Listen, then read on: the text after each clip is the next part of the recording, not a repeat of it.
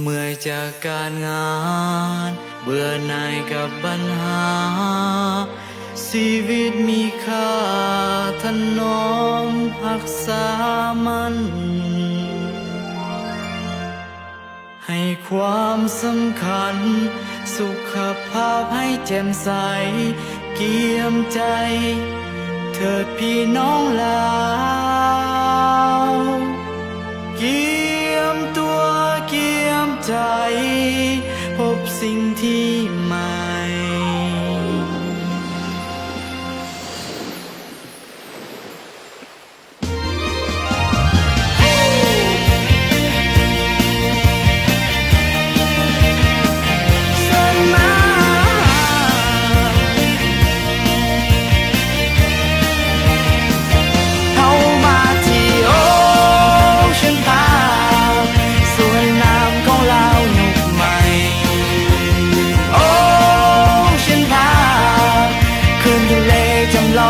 ทันสมัย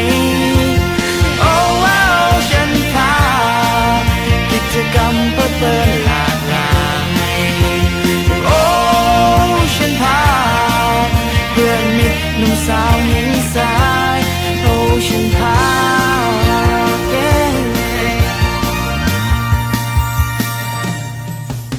เจ็บปวดกับความหา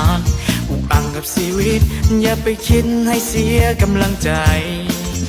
บอกตนเองเสมอให้เข้มแข็งเอาไว้เสิร์ชสู่ใจแล้วงีบมาเฮานี่ฮ้อนมาเพิ่งเย็นแล้วมาที่โอฉันพาส่วนน้ำของเรายุคใหม่โอฉันพาขึ้นทะเลจำลองที่ทันสมัย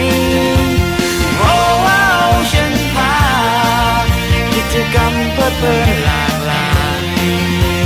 โอ้ฉันพาเดือนมิตรหนุ่มสาวและครอบครัวโอ้ฉันพามีอย่างสิเราสู่ฟัง3 2 1เอาไปเซิร์นเข้ามาปลดปล่อยอารมณ์ให้ความคืนคมเศร้าละทมจงจางหายไป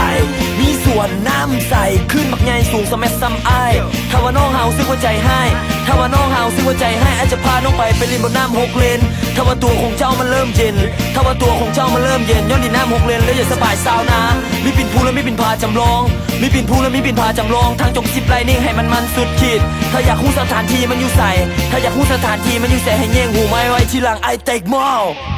เฮามาที่โอฉันพาส่วนน้ำของเรายุคใหม่โอ้ฉันพาขึ้นทะเลจำลองที่ทันสมัย